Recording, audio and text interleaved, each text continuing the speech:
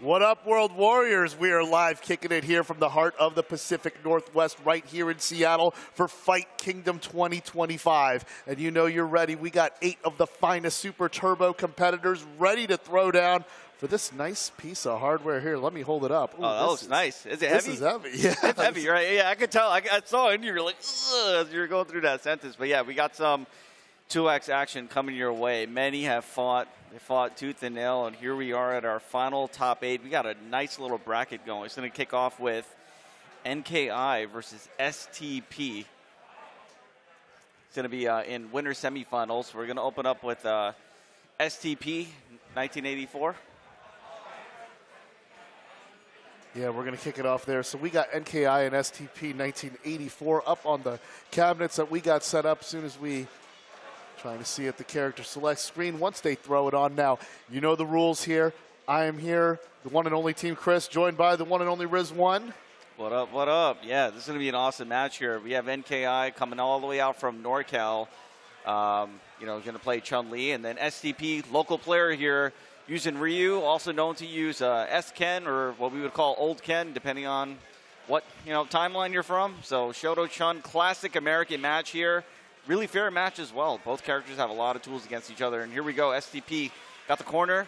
Getting to the throw there and escapes from the lightning legs. Now both supers on deck, goes right through it. Gets that single frame in there and then taps it out with the throw. Once he got him stuttered as soon as he went through that fireball. What a way to kick it off, to kick off the tone here. Now, as you know, all fights are first 3 out of 5. And the winner of this faces off in the winner's final, where they will go up against the other side, where we've got Mook versus Jack Tio. That's going to be another good match here. But so far, SCP playing a good round 2 here. He has the Shinku Hado built up as well. NKI chasing down with that fantastic walk speed Chun-Li is notorious for. Jumping over the full screen Shinku Hadouken. Great spacing on the stand fierce. We saw he was able to hit that earlier in round 1, but the big trade there after the overhead. Very nice play from STP. Round 3, game 1. I love it how you can still get the fireball active even after you get hit with it. This one was kill in that after a very tight overhead there. But NKI making a lot. I mean, he's just stamping his name all over, showing NorCal's finest with the stand fierce, the close standing fierce, and the stop with the trade. Usually that beats a dragon punch, but in this case it trades. Either way, NKI favored. Game 1 on the board. We might get a character switch. I don't know. S-Ken? Yeah. I called it. Yes, Ken's got a bigger DP, so definitely can shut down the approach from the skies as well. But you got to be careful with Chun-Li's throw game here. That's the one weakness that's going to stand out as well. So if NKI can close the distance, he could definitely have 1984 on his back and regressing. Now, one thing to note as well is S-Ken's recovery. He has really good recovery on his Hado, so it's going to be harder to jump in over Fireball here. And a walk-up throw, just as you mentioned, got the stun and a combo. What a connection. Got the fireball in there perfectly timed just to get that 2 hits for the kill. You know what it is? It's another one of those NKI combo videos right there. He just wanted to show you. He still got it. All right. A masterful bait against the Dragon Punch. Going against there and gets that throw. And look at that damage out there. It's like her own spinning pile driver. Got that close stand and fierce, taking him to town. Look at that with a pixel left checkmate situation. Now, I know SCP has another, pocket character here. He also has a S-Sagat, or Old Sagat. Many know him as one of the strongest, but he is locked in with what I call the Red Goki, but it's S-Ken. Again, very strong fireball, Dragon Punch game. Just got to rely on those fundamentals. NK up 2-0. Against these fireballs, all it takes is just a well-timed neutral jump, as we just see. Keeps the fireball on the screen, so Chun-Li's walk speed can close the distance there. Great Dragon Punch against the approach. I like that play from SCP. Also getting that far stand fierce. There we go. Masterful fireball usage. As good, time-tested as ever. 35 years of excellence at controlling the space there. 1984 gets one on the board. Wakes up with the lightning legs there. Doesn't want any of the business with the approach with the throws. And nice 50-50 mix-up right there. Oh, but not that time. All right, how many more of these do we have? That's 2 reps. It's on the same side. Oh, nice. Yeah, times the Dragon Punch perfectly. Very tight space in there, but that is the correct counter. That stand fierce, though, every single time NK has had, just makes the match a nightmare. Oh, and you know how I feel about 55, so I'm just saying. Just saying. We're going to see a lot of those this tournament. One more round for NKI to advance into winter finals. Oh, that was masterful. Just takes the feet off the gas. Dragon rises. Dragon gets swept. One more for stun? No. The RNG was not favored, but STP still got a huge life lead. Reversal throw. Nice trade. All right, we got one on the board. That was a close match. Yeah, now it's 2-1, just like that in the blink of an eye. MKI going to stick to it here. Like in the pink outfit. Yeah, shout out to CE, the GOAT game, just saying. But, yeah, I think one thing that we haven't really seen so much is NKI kind of just easing off and trying to build a meter. It makes a big difference when you have Senretsu on deck, but very aggressive play here and a reversal shorty for STP. I can see he was fishing for the sweep there. Very well timed with the Shoryuken there. The Dragon Punch on STP. He's got that sixth sense for calling it out there. Oh, the Tensho kicks! He was able to masterfully hit it with that one frame, but the Dragon Punch again just shuts it down. STP 84, 1 round away from the tie. You can see he can close out and get that comeback victory here. NKI again starting out as the aggressor. And that neutral jump again, which opens up the spacing to get that jump on the Dragon Punch. Just immediately backs off, techs the throw, and gets that safe landing. STP mixing it up with the Shoryu and walk-up throw. It's a good strike throw mix-up. Yeah, Senretsu on deck now. Gets that wall jump with that SBK to get the meter there. And again, which we saw earlier in the match. But again, not stopping with the repeat Dragon Punches, using the light kicks. But the Tensho kick again moves NKI closer to match point. Man, the way he makes it look so easy. I mean, Chun-Li's super is not exactly is a very difficult anti-projectile to do there. I mean, to get that timing from mastery, and you see him go back-to-back with perfection on that. But here comes that fireball pressure as STP gets closer. His zoning skills about to get the equalizer on. And you can see NKI is meter deprived right now, so it's going to be hard to make the comeback. STP with the big life lead. Gets back into the corner. Big frost up. Oh, that's a guaranteed. Yeah, boom, big boom, dizzy super energy off that. Oh, he tried to get the super off the jabs, but he could not get the motion to come out. But it's good enough to close it out there. All right. The OG himself, NKI, moves it to winners finals. Clean Chun. You'd love to see it. Yeah, even the wake of a few critical drops there, which really could have turned the tide there. Still able to clutch it out. Masterful usage of the super. Sometimes it was in the more than optimal godlike category, but at the same time, it was just good enough to close it out 3-1, despite STP having a very strong round there going in there to try to close the distance there and get that equalizer. But NKI is just that spacing's too good. Good use of the walk speed and that pressure, and I liked it. It just seemed like it was just like you're playing the clock here. I mean, STP 1984 was getting closer and closer to making good reads. I could already see he was already being able to read where like the sweep was coming out of some of those block strings and just correctly throwing out those Dragon Punches. So great way to kick it off and set the tone for winners final. And hey, we're back. Hey, we're back. All right, so the match that we're going to get next is really interesting. So we kind of just saw like the upper and the top tier characters, and now we're actually moving to some of the bottomest of the bottom tier characters of this game. This is a really old game, so matchups are kind of king. And we're going to get Mook with THawk, also repping SoCal. So we got some SoCal coming up here for this bracket against Jack Tio. Taking in a fight, if you guys know the lore. That is what the Tio stands for in the name. And coming out from Colorado, so playing Cammy. Now, although they're both low-tier characters, this is actually a kind of hard counter pick for T-Hawk. Yeah, the right Cammy kind of controls this match, and I think they're in it. All right, here we go. Right to it here. Cammy feeling right at home in the godlike English Castle stage here.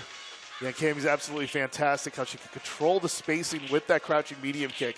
One of the strongest in the game, especially in this matchup when you got a normal that can really impress T-Hawk here. Yeah, I mean, I basically call Cammy's crouching medium kick almost the same as Chun's. It's the same principle. It's really good. It's good for bullying against fireballs.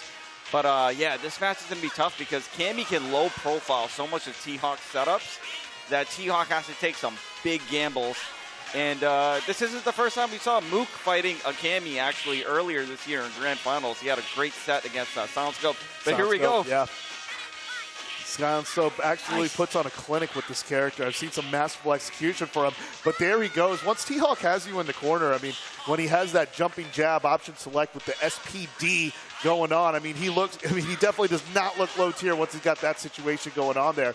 Yeah, but, and that setup itself is a little bit nuanced. So to the untrained eye, it's not a true OS every time with both the Typhoon and the Tomahawk Buster. But here we go. Hooligan. I'll finish that thought later. Yeah, great Hooligan Rana, which is what I call it when you're able to land the throw. Both supers on deck here. that you see. Oh, good trade there with the close standing. Strong. A little bit of lively there. Good counter against the hooligan. Crouch Quick reaction. No tag there. He tried to tag on guard, but a little too far to get the immediate kick and a hooligan. The 0-dot win right there. That's a red bar. Incredible. I love when you see absolutely 0 vital on there, but still clutching it out with those hooligan throws, just creating a headache for this character. But hey, when you make it this far with low-tier characters, you got to stick to your guns out here. This mastery is going to take you all the way from the beginning to the finish here. No, absolutely. I mean, these two, Jack Tio, character loyalist, character specialist, as well as Mook, maybe one of the most technical players that we have in all the United States between these two. Mook has put in a lot of time labbing out all the character-specific stuff because you have to do that with THawk. Nice anti-air and a Typhoon out the gate. Yeah, the reach of the Raging Typhoon there wakes up with the cannon spike there, but still gets caught, holding on to a bit of a lively here. Yeah, I really like the way Jack Tio here has been. He just understands, just kind of how he's been flying below the radar, but also just seeing where that dive misses there. We saw earlier he was able to get a big throw out of it, and here comes that hooligan headache again, I'm telling you. And he backs off, playing it safe. He has a life lead. Time is on his side.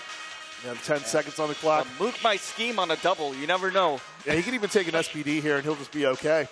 All right, got timed out. Good play there for a Jack Tio. Sometimes the matchup is really good because you don't have to engage. You take that life lead and you chill out. And, yeah, well played by Jack Tio. Let's see if Mook can turn it around here.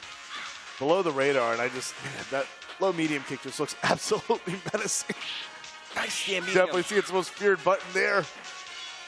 But in those close quarters, Jack Tio has nothing to lose there with the cannon spike. I love the close quarter play right now. They're so close at each other's faces, but nobody's really getting hit until that happened. Spin knuckle. I forgot that was even in the game. Yeah, some people would think on paper it's a worthless button in the iteration of Super Turbo, but making it work there and then getting the hooligan, got him in a 0 vital situation. The close standing strong closes it out for the 2-0. Yeah, tough match. THawk does not get a ton of setups. You got to play with your heart on your sleeve. At a certain point, you just got to go for it. It's a tough match. But yeah, and THawk also, he has a DP. And we're just not seeing it in use at any point because it's just the hooligan's just coming out too quick and he's got too much frame advantage on it in the situations where he uses it. Well, not to mention that we do have the stage here, right? Oh, gets a hold. Advantage. Nice hit confirmed. And that's good timing there after the hold to get that safe jump coming afterward and then connecting with that DP for the big damage there. Mook better late than never getting that one on the board here. No, well, don't ever count out Mook. I've seen him go down 0-2 so many times and bring it back 3-2 in terrible matchups. So, but Jack Tio not faced. Gets a hooligan throw again. Whoa! Oh, spin knuckle again, but this time Mook was able to escape from it. And just great countering against the dive there, but the misdirection leads to another hold and another situation there with a big Typhoon to get one up on the board, 2-1. I got to shout out the towel, too. Mook got the towel, you got to wipe your hands, you wipe the joystick. That's a very Japanese thing to do. A lot of the THawk players in Japan, that's how they do it. They got the, Yeah, we've been seeing a lot of that through a lot of the cabinet tournaments as well.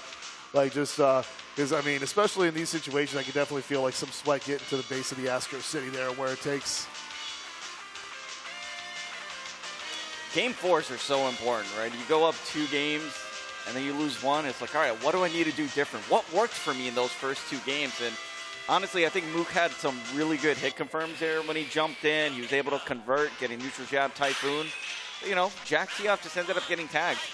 And we do lose the stage once you lose with that character. Yeah, what really helped him in the last round, though, was being able to land in an advantageous situation. Oh, the air-to-air with the hooligan. I love it, where she just stands on you, and she just takes him on that side of the Whalers there. But, yeah, I feel like after he got that dive, he was able to get on the other side, which gave him the hold in that safe jump. That situation looks menacing. Kind of reminds me of when Boxer has those situations and all the options that he has after that. And a lot of times, the scariest thing is if he jumps and does nothing. He could still, net his way to getting bigger damage. Yep. And again, good trade there for Jack Tio.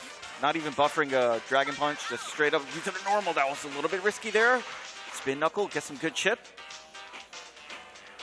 15 seconds left. This is a tough one. Mook's got a bit of an uphill battle here. One chance. Oh, there he goes. With the time expired, but it doesn't count. It does not count. In the middle of the second drop, Cammy survives here. Jack Tio moves closer to match point. That was incredible. I should also mention how difficult that input is, by the way. A low jab, stand jab, and a walking essential double typhoon off a walk. But by a split second, just missing that second spike, that makes all the difference in the world towards equalizing and advancing. Nice whiff jump jab typhoon. And I like that walk back. He's trying to bait something. Jack with the patience. Oh, good counter against the hooligan there. And then sweeping away the attempt at the cannon spike. Mook able to get that round. Really good spacing for Mook. Good awareness. Oh, no, the uppercut goes under the hooligan. Gets the condor dive. Oh, the condor dives. That's a read right there. You play with your heart. That's a stun. No stun on no that. stun. After the 5, that's... What, 720? Nah, I don't know why. I just felt like using a swag right there. Yeah. I'm asking for so much, but you know what? The RNG nah, man, but if you get hit with a 5-hit combo in ST and you are not dizzy, I mean, that is like Pulp Fiction divine intervention. Right the RNG is blessed sometimes in this game. You know, it's like the heart of the cards. Yeah. The game, the arcade board, the essence of the arcade board, it's already made up its mind. You know, before you even insert your credit, the game has determined the RNG for you. And just like that. Just like that, it's 2-2. It was 2-0, now it's 2-2.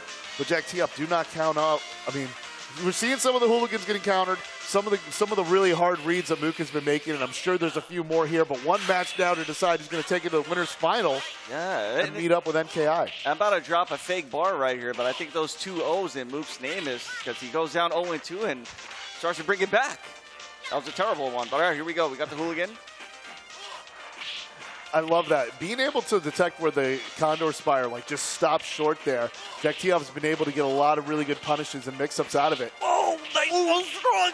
Still alive with the 0 time. And then Condor 55. That was so close to just getting that air hooligan throw, but then doing that delayed Condor dive there cleans it up. Able to escape that situation with just a standard throw here. Man, Jack's hooligans are really good. So hard to punish. All right. Nice reversal. Kept it safe. Good mix-up on the timing there. Makes that hard read with the DP there. And then the 5 hits. No stun again. This time it takes 2 more hits.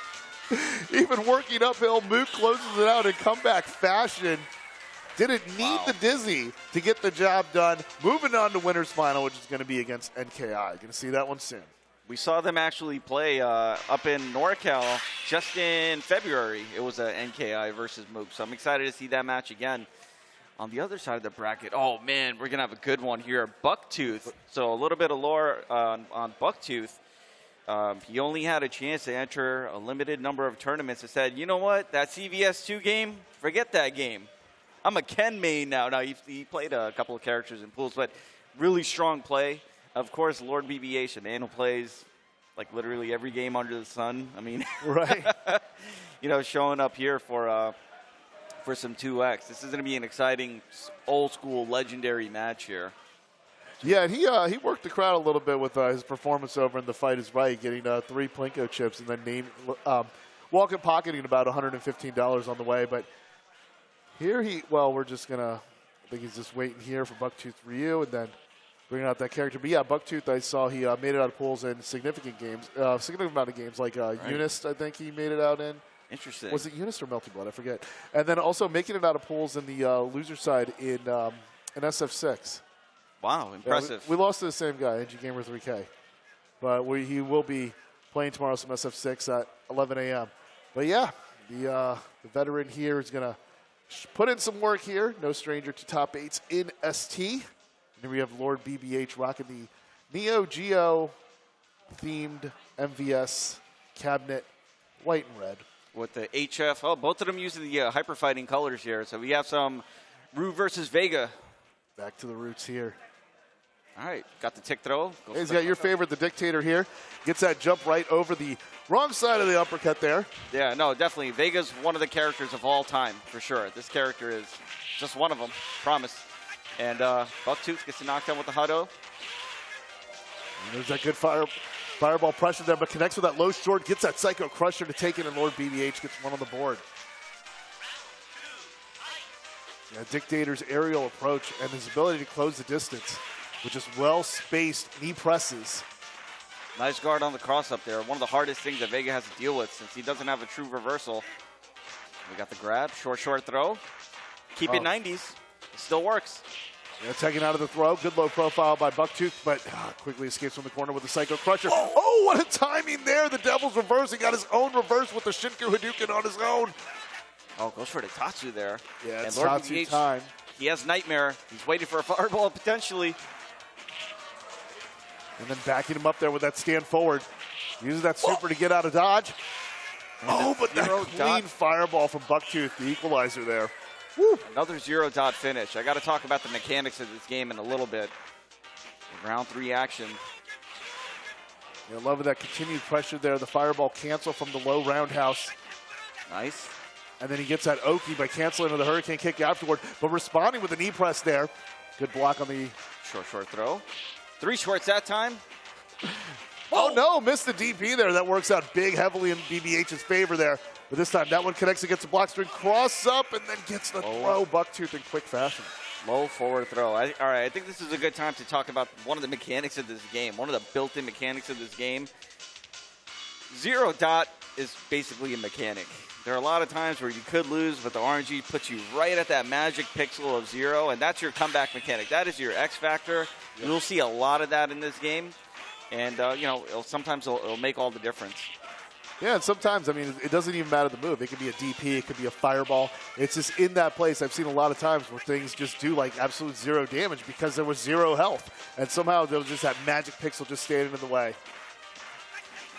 Oh, there we go. Yeah, caught him just on the edge of the knee, just when he thought he could get to the other side, connecting off of that toward strong punch and gets that sweep in there. Bucktooth getting busy.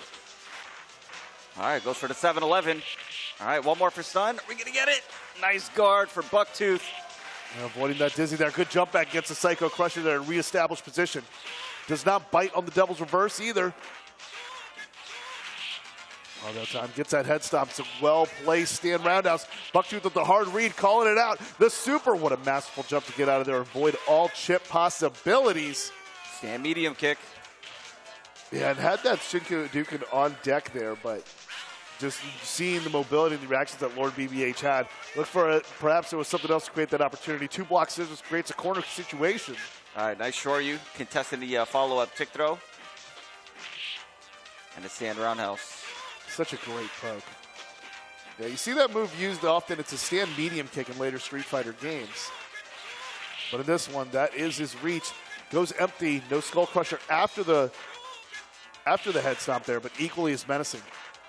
Bucktooth got the super on the radar there. Nice Devil's reverse right there. That was tricky. He needs meter. That's why we're throwing out some of those Devil's reverses. We got the meter now. Well, that's scary when he goes empty. Oh, misses the sweep, but it doesn't put him in the range where the DP connects. But after the Psycho Crusher, Bucktooth able to get another scoop and goes up 2-0. Yeah, so he's a 2P Vega there. 2P Vega in the 2P corner. Does not get to switch sides against Ryu. But in 1P, that would have worked. So that's another thing. If you guys are trying to get into the game, learning about 1P, 2P. Yeah, it's a staple in retro games. I mean, you see it in CVS too. A certain safe jumps like give you one side or the other when you see that situational occur there. So, but having that situational awareness just gains you an edge there. Interesting interruption on the Psycho Crusher there. Yeah, wanted to walk up throw, but got the leniency charge there instead. Psycho Crusher, nice. Yeah, BBH is doing a fantastic job of getting the DPs to go in the wrong direction. Right, oh, the Super jumping Mario. strong. Can he double tap? Yes, and he connects with the Shinku for the juggle. The 4th hit takes it. Match point for Bucktooth, about to clean the sweep. Oh, no. Tatsu doesn't tag. Nice Mortal Kombat. Crouch fierce, it works. Promise. It's toasty enough.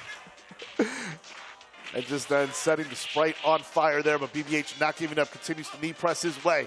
Keeps scissoring, no tech on the throw there. That's going to get him back with the crowd. All right, Bucktooth kind of has a win condition here, or get out of jail free card, whatever you want to call it. Shinku's going to be really strong. What a slide. Yeah, going from that distance there, Psycho Crusher. Jab, out the read. Psycho, jab, Psycho, slow enough to tag the Shoryu. Lord BBA staying alive. Yeah, definitely that change of speed.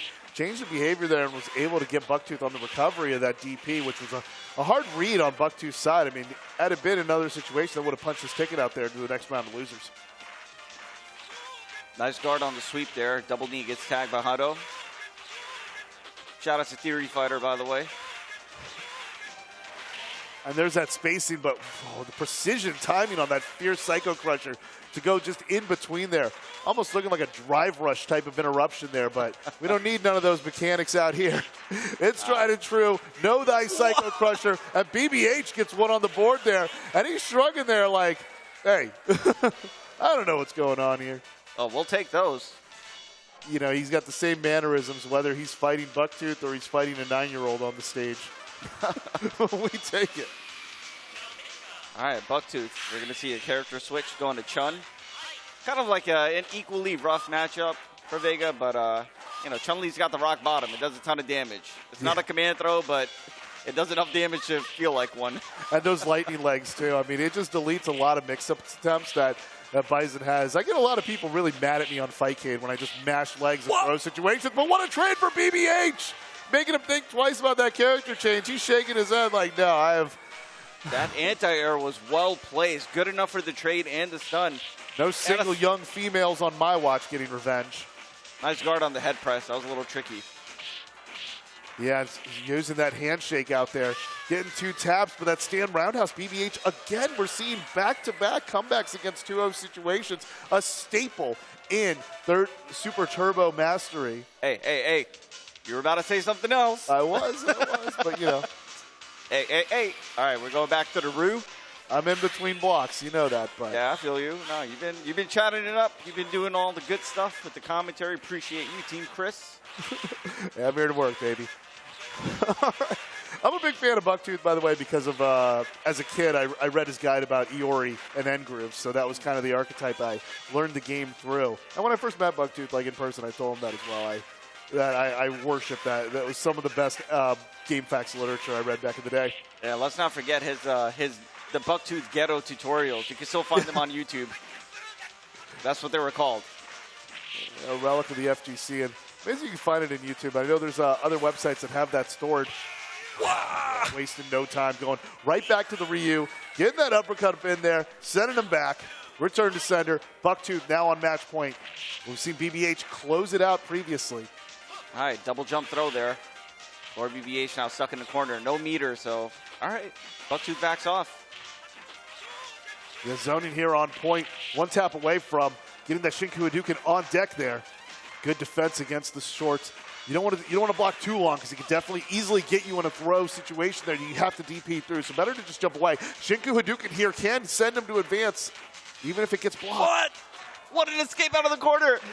And Lord BBH. Oh, it's spinning him for a loop, but that reversal was just inevitable to happen as Bucktooth takes it 2-2.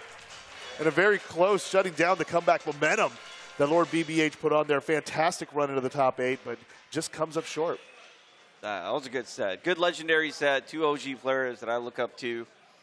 You know, I'm glad we were able to see that here at Fight Kingdom. You know, I think Bucktooth was also thinking of the 3 a.m. Champion Edition matches we were doing where I was playing Bip and he was playing Rue. I think he channeled some of that energy there.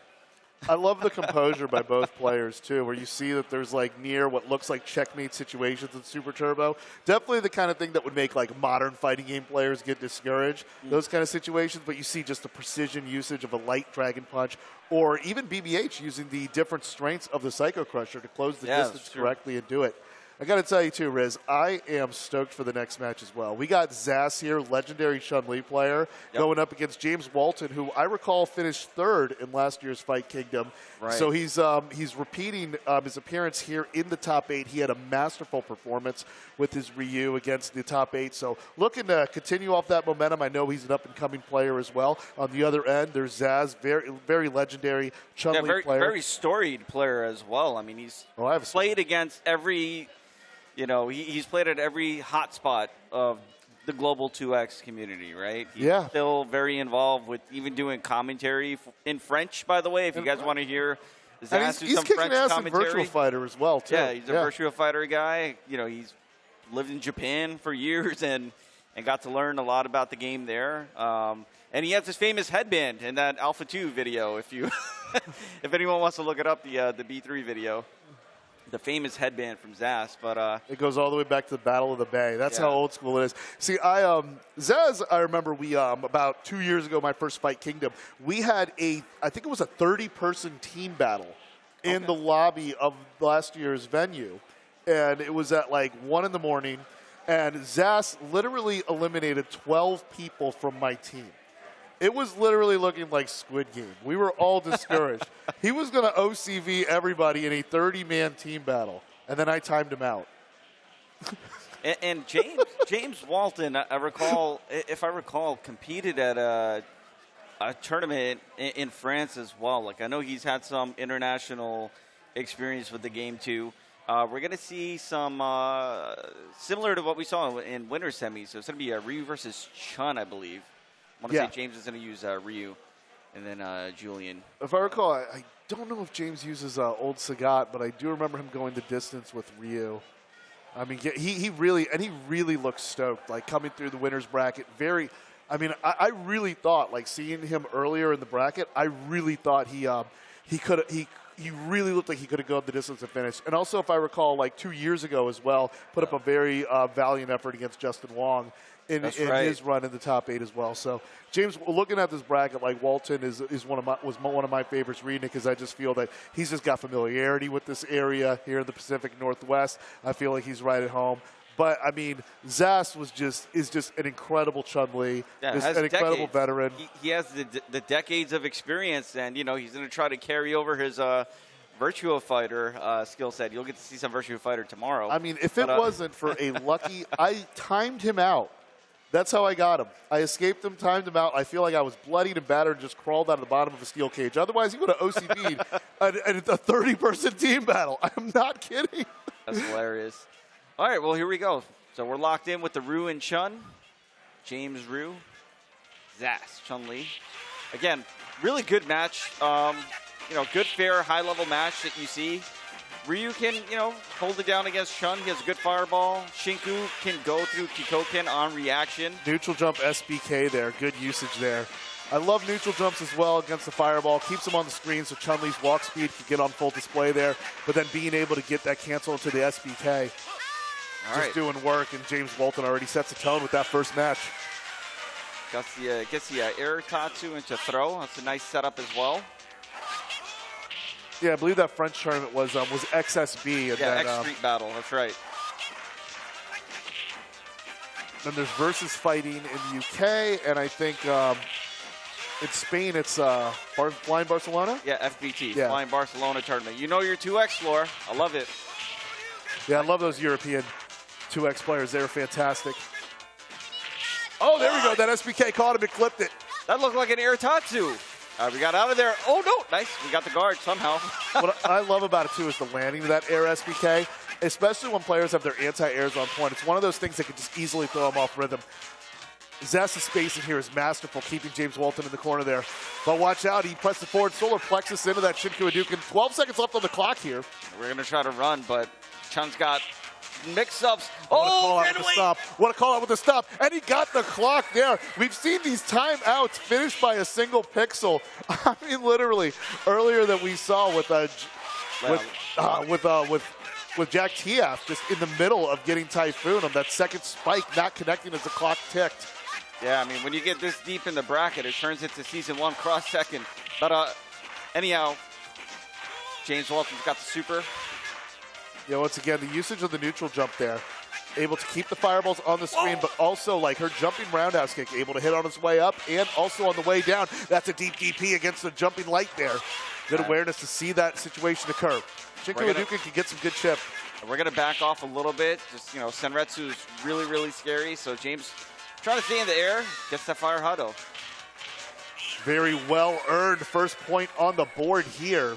Respect that scorekeeper you got too. Respect that. If you ever go to an arcade in Japan, you got to have one of those counter apps on your phone too, because you want to keep tracks of your wins and losses. Helps you gauge how you're doing. Of course, it's new age as we measure and count. So looks like we're gonna he's talking right now to the judges here, James Walton. We're going to see how this continues here from the first fight. Are we going to change the stage? Is that what we're looking for?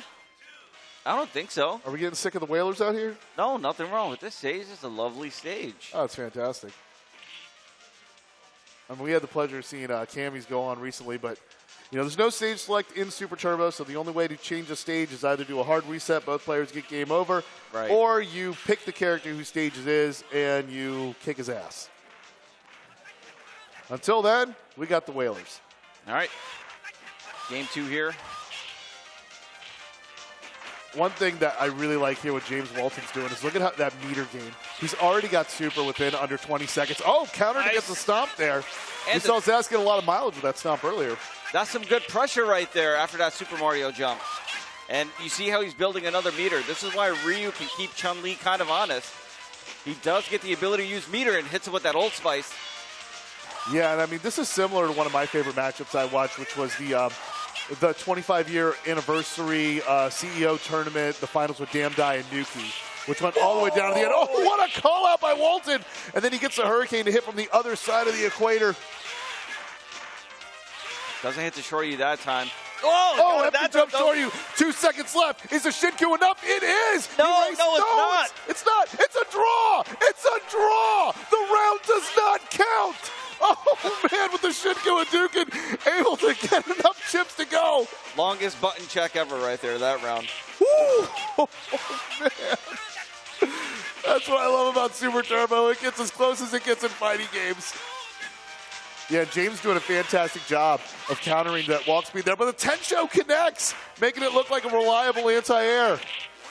Low forward, buffers it to Shinku, but Chun-Li's hurt box a little bit on the thinner side, so you got to be much closer. I almost had the checkmate. Oh, we got it. This time gets another fireball day. All right, round 3. Round 3 and only 1-0 on the board. That's the thing. If you get a draw in Super Turbo, it just does not count. And I remember James Chen talking about how people would intentionally get like that draw game at the end just to play an extra round. Yeah, in the World Warrior days. Oh, there it goes. Oh, that's the range. That's the range you want. James Walton. It fully connects here. A few pixels away from going up 2-0 goes James Walton. And I just love this matchup as a race to building up the meter because Zast doing a great job with those air SBKs and also other approaches taken, so he's equally able to get that Hoyoku Sen in the house, and he's got a combo of his own. Yeah, crouching light kick. That was a good frame trap. Frame trapped him. I don't know if it was plus or minus, but it was a trap indeed. And final round action here. Yeah, the best way to explain it, it's like you're watching two chess masters here of a 2500 ELO, but they're able to just do extra techniques that gets the pieces to move in extra space here and there. That's what we do with 35 years of Super Turbo Mastery. We're getting everything we possibly can out of these two jank characters in the top tier fashion. How he's able to anti-air it and get the Tensho's after. And that's so clean, well spaced on the neck breaker there to get that stand short into those lightning legs, pushing James back into the corner. The neutral jump, it hits on the way down, able to connect with that sweet chin music and get one on the board. That's classic Nuki right there. Neutral jump roundhouse, he will tag your fireball from like half a screen away. The spacing that you're seeing both on display. I mean, it's the way that they're hitting and they're just able to find like just the edge of the pixels and just making the most of it. I mean, the only way you could describe it is like professional racers being able to shave milliseconds off their time to keep closing the distance. Tied 1-1, but honestly, man, this feels like they've been going to 5. Yeah, that was a pretty long game there. And I really like how James is playing, by the way. You know, he didn't really engage until he got meter. We can count the number of times he's going to get barred. What a reversal throw for Zast. Yeah, but that rock bottom there, able to set the tone and turn it on its head. And I love how Walton is avoiding, the walk speed, avoiding the walk forward, stand medium punch, which could either get to a dizzy situation or lands on that rock bottom. Again, and nice. Wasting no time, quick reversal through the lightning legs. One frame reversal, well played. Tags a neutral jump as well. Oh, the solar plexus fakes it out, goes low, and is able to connect after the low forward there. James Walton with a clean win. I'm telling you, man, Shinku is making all the difference right now. And Chun-Li's jumping light kick, a very difficult to anti-air button. Right, I mean, you gotta throw a Shoryu on that one. And Zast going to be the first one to get a meter here. James quickly catches up. This is fantastic execution you're seeing on display there. Not challenging here, just walking underneath it. Oh, gets tagged on the backside. Lots of helicopters. Overhead this time. No low forward Shinku there. Escapes from the corner, but the Shinku is still on deck. Uses the spinning bird kick off of a neutral jump. Keep that slow-moving fireball over the plate and moving. Zast now. Got plenty of time left. He's going to build the meter. Good blocking there. Threw a lot of fireballs. Bait out that Shinku Hadouken to win the exchange. Now Zast has a super on display with 5 seconds left to go here. He's going to have a store, but no, the Hurricane just drifts off across the Atlantic Ocean and gives James Walton another timeout victory. Yo, that point. That Zaffo pointing out the saw that. I love when Super Turbo runs long. You know, usually it's a blink and you miss it first to 3 as we've seen. But this you're seeing a masterful back and forth chase down to the finish.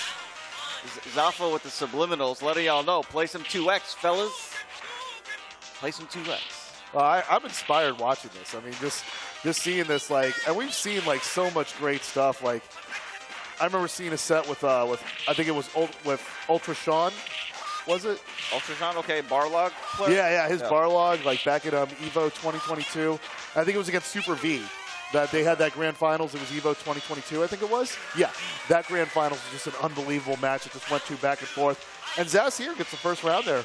Very clean, and he's checking him with the low medium kick there. That stops a lot of movement. It's a great button that combos into itself. I know there's certain reasons why Cammy is considered having the strongest low medium kick because it has a bit of a bigger range of hitbox than Chun-Li's in some discussions. But, I mean, Chun-Li's the queen of that button, the way it combos and confirms into itself. It's an all-in-one mechanic there. As James Walton responds with a quick round of his own. James is playing like a loaded weapon. Like, having to deal with crouching medium kick Shinku or overhead into sweep is super scary. So I think Zast might have to, try to tag some of that with a reversal Tencho. I like his aggression and how he's able to get to the super first. And even in some rounds, we saw that by the time Zast has a full meter, James Walton able to have 2 of them. Oh, he gets only 2 hits of it. I'm telling you, it's hard to do.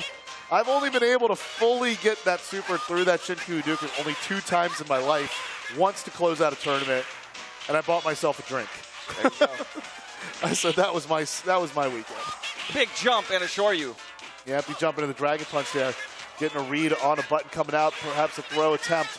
They both have super here. It's going to be Shinku against Hoyoka-sen. What's the intro? Spin bird? From a close standing normal SBK? I mean, give James Walton the win there, but how did Zast pull that one off?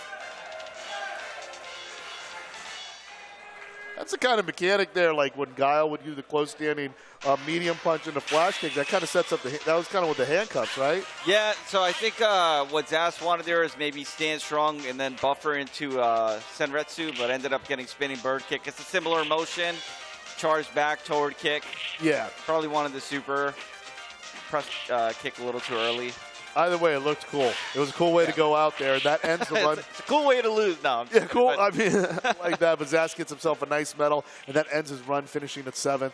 What an awesome set there. I mean, it's fantastic when you see how we had some of those fights go. It felt like 4 or 5 rounds, and the way they were working the clock, because it's you don't see too many of those timeouts in games like Super Turbo. It's kind of like Virtual Fighter as well, where it's just it's the kind of fighting game I like, where things are just decisive, people get to the point, and it's very clean. Well, not only did we get a timeout, we got a timeout draw game. Stuff like that will tend to happen a lot. I'm telling you, the RNG, the game just knows. The game feeds on the players' energy, and you just get more rounds. But here we go on the loser side of the bracket here. Yeah, this is going to be Bucktooth and Jack Tio.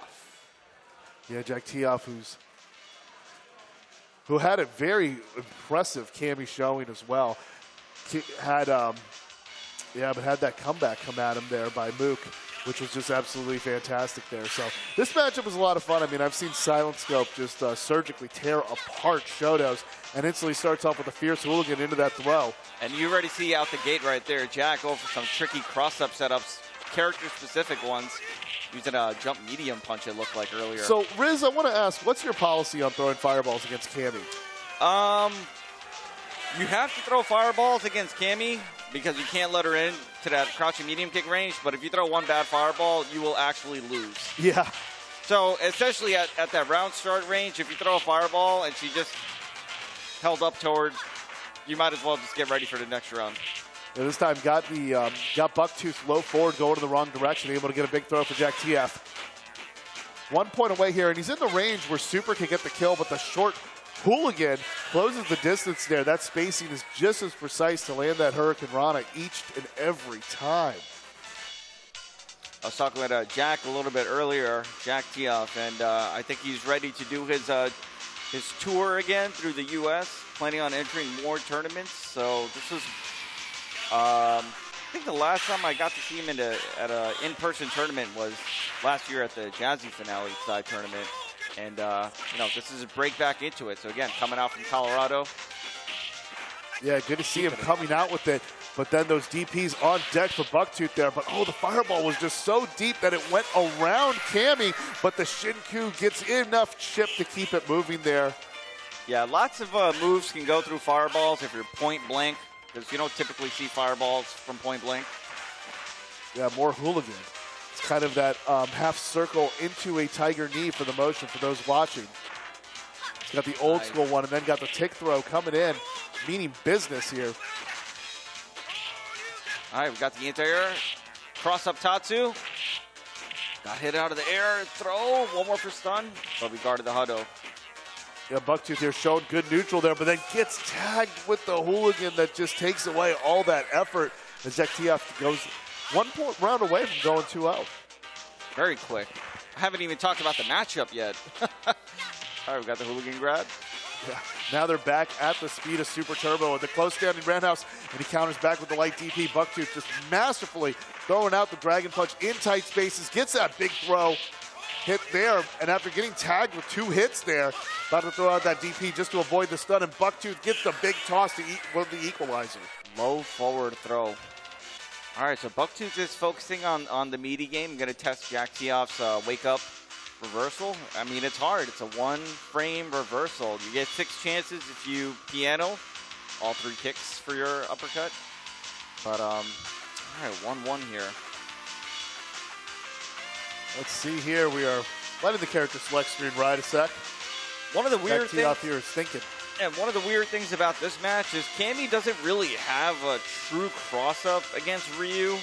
And not only that, if you're like 1P and you're jumping to the 2P side, the cross-up will just straight up whiff. But then on your side, it can hit. So it's really obscure. That's why you don't see Cammy go for cross-up a lot against Ryu. But anyhow. Good trade there. Works in Bucktooth's favor. And he gets that cross-up with a 3-piece. The stun doesn't happen, but after that 2-hit, able to precisely get that quick reaction against the hooligan there. All right, yeah, Bucktooth is definitely more experimental with his hooligan punishes now. Big shift in momentum. Missed a shorty that time, got low jab instead.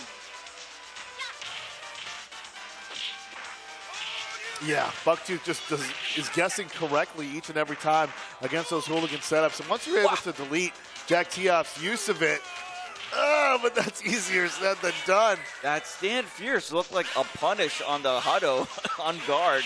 Oh, no. Oh, no, wrong space, and then gets the masterful low fierce into the DP. That's big damage there. Very close to a stun. Surprised it doesn't happen there. Red fireball there.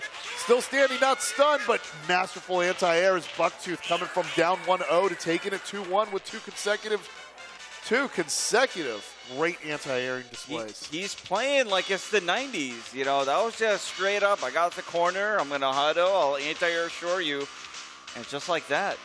Yeah, I mean, it kind of reminds me watching the old days. I mean, like watching Tomo Ohara and just hearing that lore of how he was able to DP through everything. Oh, yeah. No, I Dragon Punch, crouch, and leg kicks in my sleep. Ask about me. Yeah, they were saying how you could react to Honda's headbutt with the uppercut back in the Champion Edition days. I used to have the Game Pro video that would still teach you about how to do like charge buffer and everything, and a lot of really cool like masterful execution techniques still used today. Yeah, it's still applicable. The only thing bad about it is the dubbing when they introduce the characters and they have those silly voices. Yeah, that aged pretty poorly. Now Bucktooth now on match point here, about to send Jack Tio from winners semifinals to 5th place. Nice guard on the cross up there. Got the hooligan throw. We got a mix-up incoming. Yeah, that red fireball. A lot of regret there. And then he catches him in the air with the air throw for that extra damage there. Bucktooth thought he could escape, no escape, and then got him with the Mortal Kombat uppercut going up the wrong way. He's just looking blank, seeing nothing but the Whalers as he gets German suplex from behind. And it looked like Jack ran away with that, doing that fake hooligan, actually. Nice low forward. Nasty mix-up, and again, that low medium kick of nightmares here. And he hooligans into a quick 2-2. And a perfect at that. That's a yellow bar. Grab me a Butterfinger. Lots of game 5s in this top 8. And starting from 2-0, getting that comeback on deck to happen here. You can see the stoicism on both players here. They know they have to continue going the distance and testing each other. He was staring into the soul of the game. He's ready. Ready to get the RNG to work on their side. Begging to the Capcom gods for that favor. Wow, right over the huddle. You see that cross up. Yeah, definitely tilting more towards the side of Reed than a reaction, but as a player, just don't show your cards. That's a good trade in Bucktooth's favor. Missing with the DP, but being able to catch him trying to slide in those DMs. Denied, blocked, left him on red. Bucktooth for match point. Nice reversal, contesting the meaty. We didn't get to see a lot of that this set yet. And gets that throw. This time he's trading with the low medium kick, so you want to throw out some of those buttons out there. He gets that trade. It's the best of the situation here for Bucktooth here. He can close it out, though. It's a scramble now. Nice escape with the spiral arrow. And the hooligan. The hooligan closes it out. We are going to one last round. Oh, we got raided there by Pacific Northwest. Hop on. Thank you. We love to see it here. A pair of throws here by Jack Tio with the momentum. Now he's got the tick throw energy. The Bucktooth says hooligan denied. What's going to happen here? Quickly, we're tied up. He gets the big jump. Can he close it out? Yes! Once he saw those chicks dancing, he got that omelet to punch his way in the final round. Bucktooth escaping. An amazing run and performance from Jack Tio there. But Bucktooth able to slide out with a great round, taking him to the first one into the top 4, where he meets the winner of SDP 1984 and James Walton. Bucktooth showing just why he's a crafty veteran out there, and he just, at the end, he just denied everything flat out. Yeah, although he doesn't main the game, you cannot count this man out in anything. He's the fundamentals are gonna carry over. Fireball, Shoryu, the conditioning, the adaptation. Bucktooth's got all the qualities of a like top player. To him. It's like the game comes to him. Like you see him make these plays in CVS2, in Alpha 2. Like with these performances, I mean, he's cut from that cloth of the legends, like the John Choi's out there, and just every time you see him, you can never count him out in a retro performance. And despite an incredible offensive array and masterful usage of getting everything you can out of a theoretically low-tier character like Cammy, and just seeing what a nightmare it is with just some of those buttons and the precision of that hooligan usage. In the end, Bucktooth was just reversal on point, and then was just able to get that, just able to respond in so many of the right situations. Yeah, one thing I wanted to mention, Jack Tio was able to throw out a lot of clutch hooligans. It's not an easy input, and to have to go through 5 games like that, really tough. He made it super deep in this bracket, so shout out to my boy Jack Tio.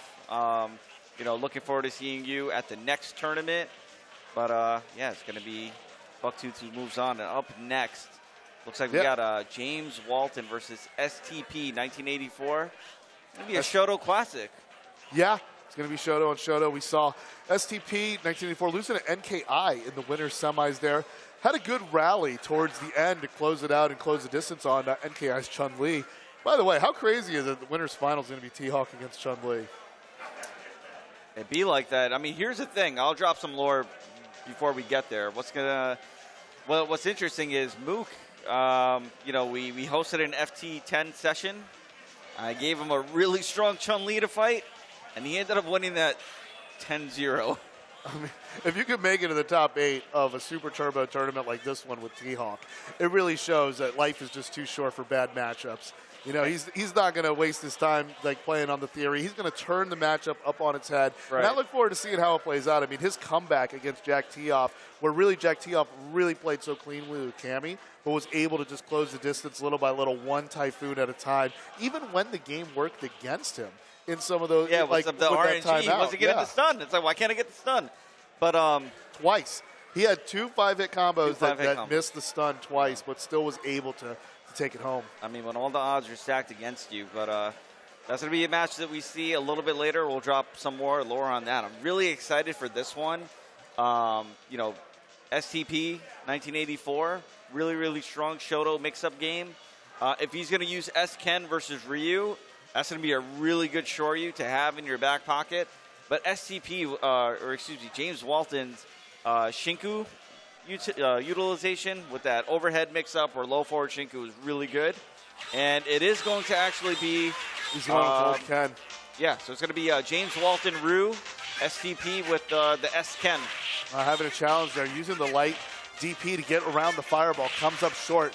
But yeah, he's got to be able to trap James here, because one thing James is really good at is very quickly getting that super meter built up.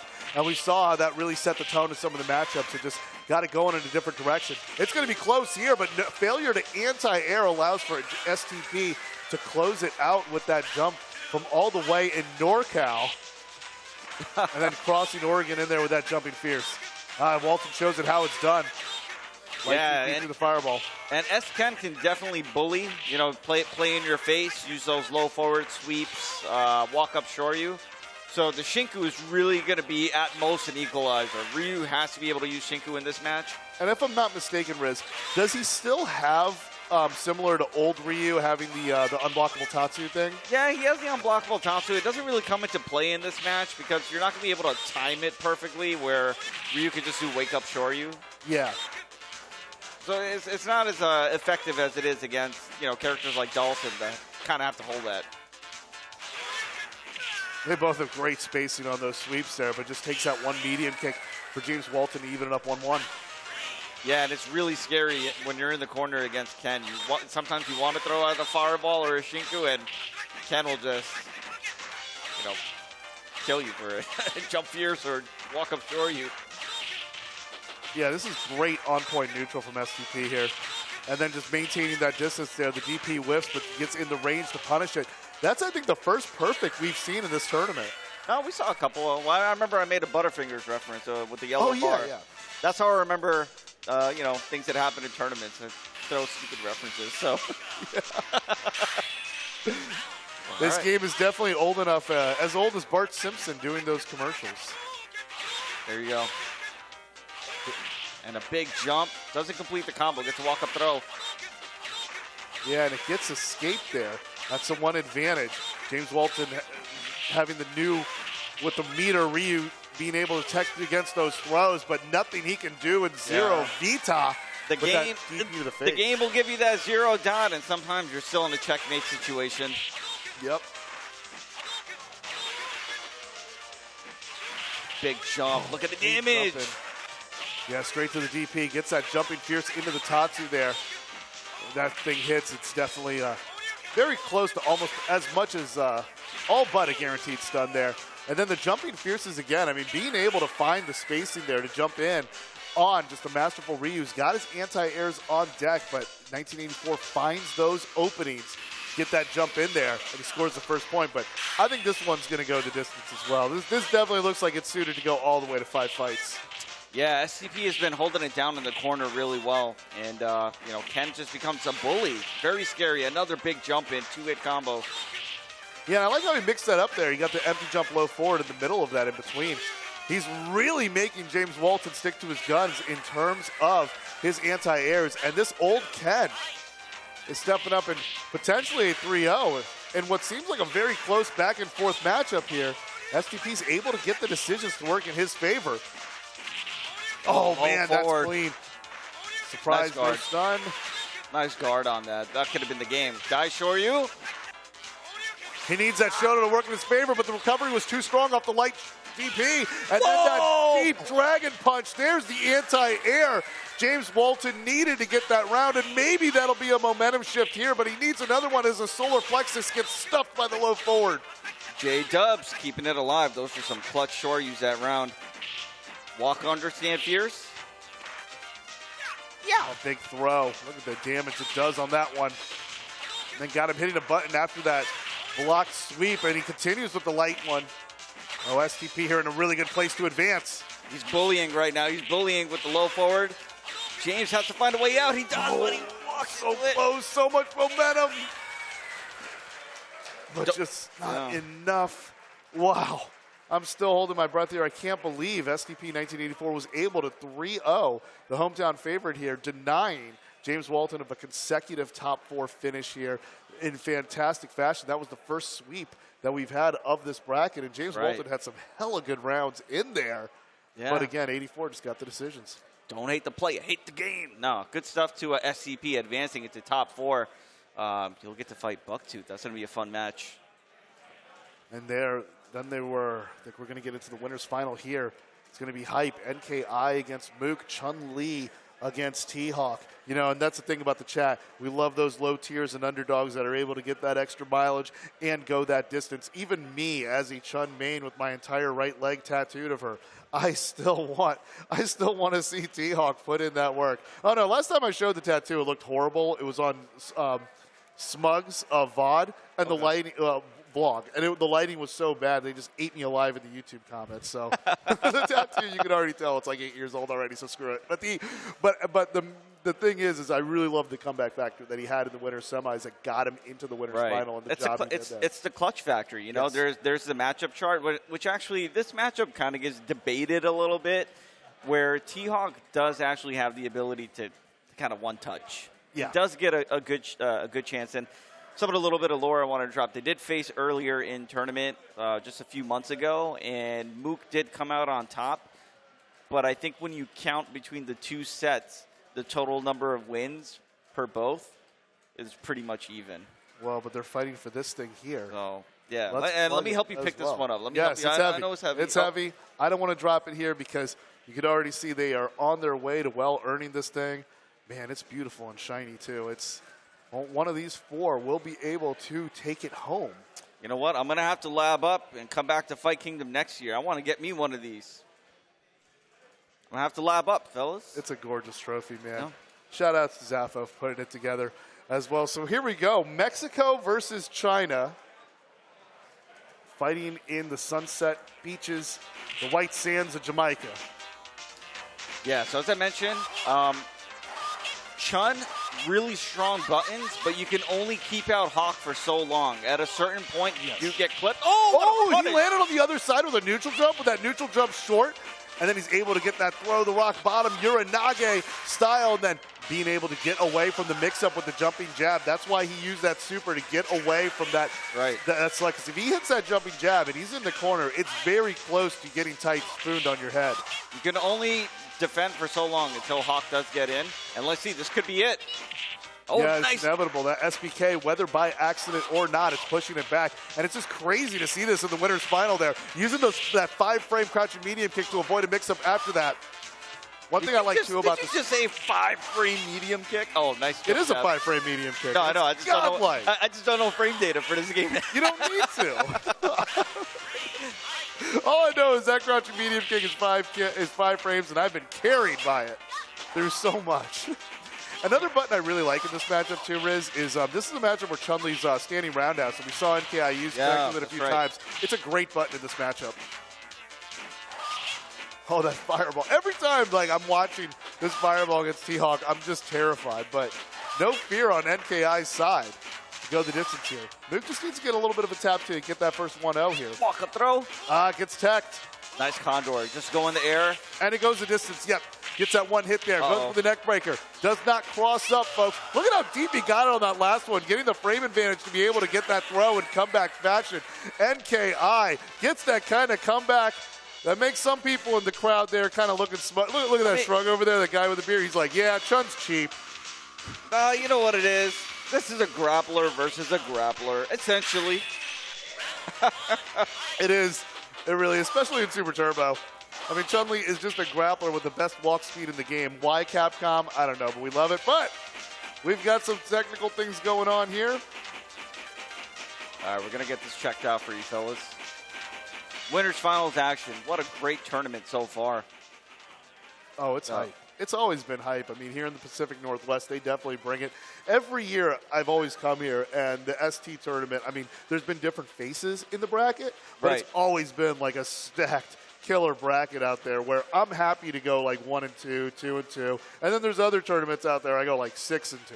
So, like, definitely your results, like, they weigh a little different when you come out here. Well, not to mention, I think, I know, this is actually the biggest bracket for Fight Kingdom, you know, in the last couple of years. So, you know, in addition to getting their largest bracket, definitely a super stacked bracket. I mean, these are some of the best players, you know, in the country right now for 2X, and there's a lot on the line. It's not just, you know, you want to collect this awesome trophy. There's the bragging rights and knowing that the work that you put into the game is going to get you that result. So, you know, everyone's playing for something, and it's tough. At the end of the day, there can only be one champion, and, you know, it's just going to be a part of that storyline. But just know that this trophy we got here, that takes 2 people on this table to hold it. Oh, yeah, definitely. That will be held by one champion of these top 4. It's well earned. They got to flex. They got to flex, right? They're going to have to hold it by themselves. It has to be a flex because no one gets floated in the top 8 out here. Yeah, you have to. It's not just a bloodbath. It's a bloodbath, and then one you got to swim through.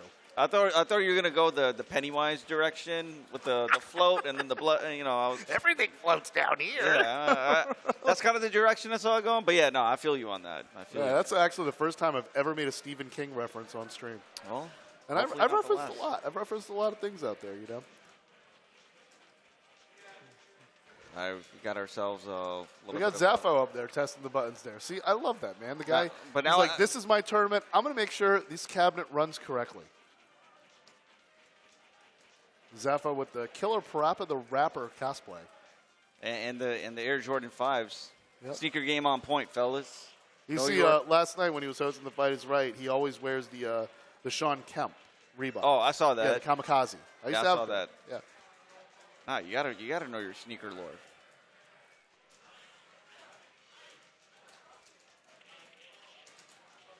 Okay, I believe this is a button check. And there he gets the dizzy. Yeah. Yeah, so we're just going to get through that. That Typhoon was just a practice one, kind of a tropical depression more so, I'd say. By the way, they do call them hurricanes out here in this side of the Pacific. They are still hurricanes. So I know a lot of my friends say, over on the West Coast, aren't they typhoons? No, it's typhoons when you get to the, Eastern Pacific. But we're still on the,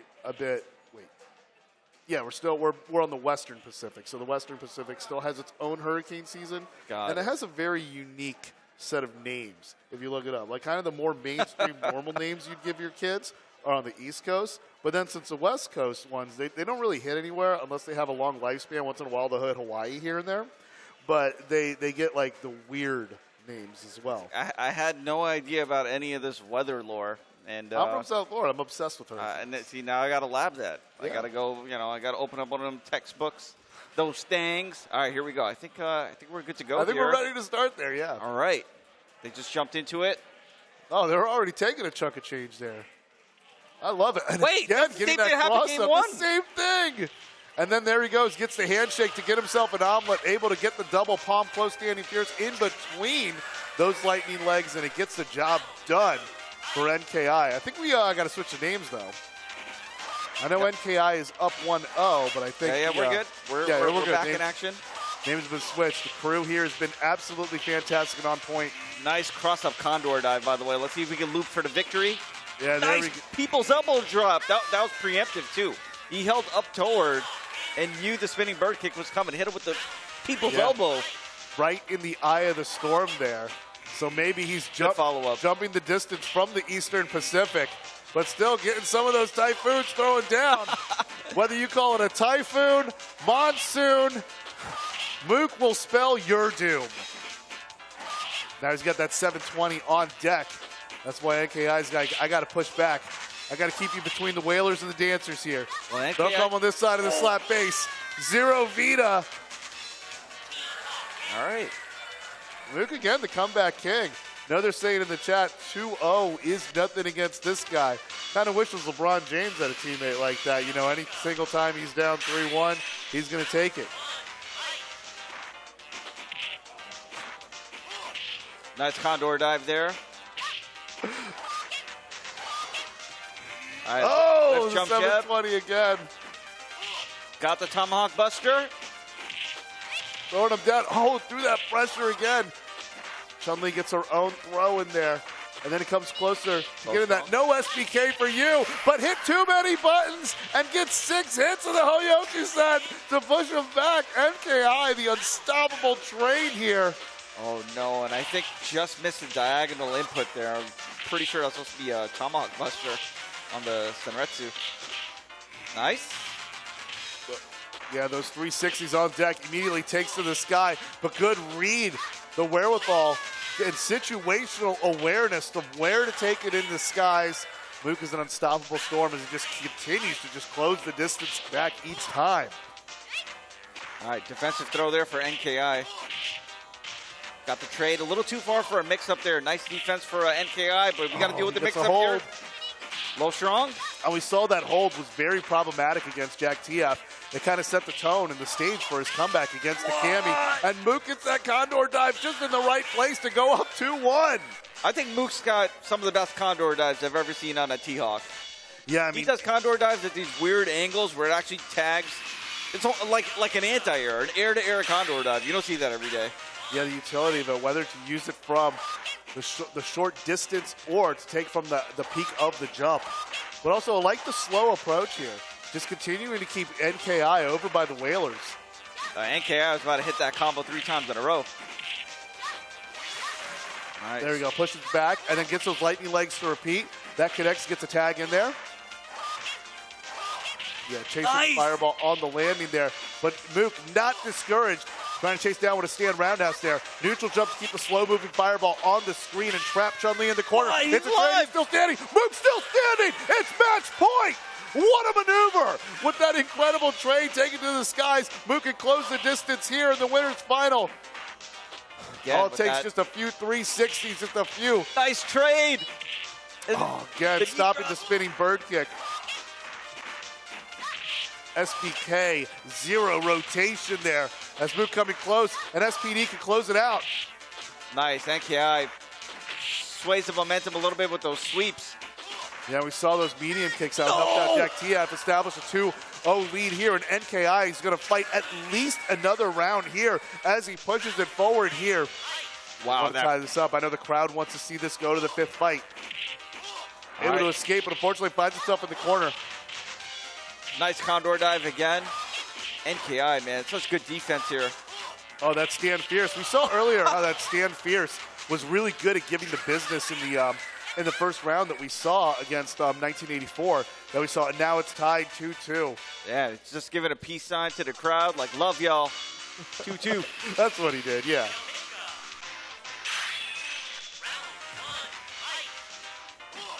Let's see nice condor!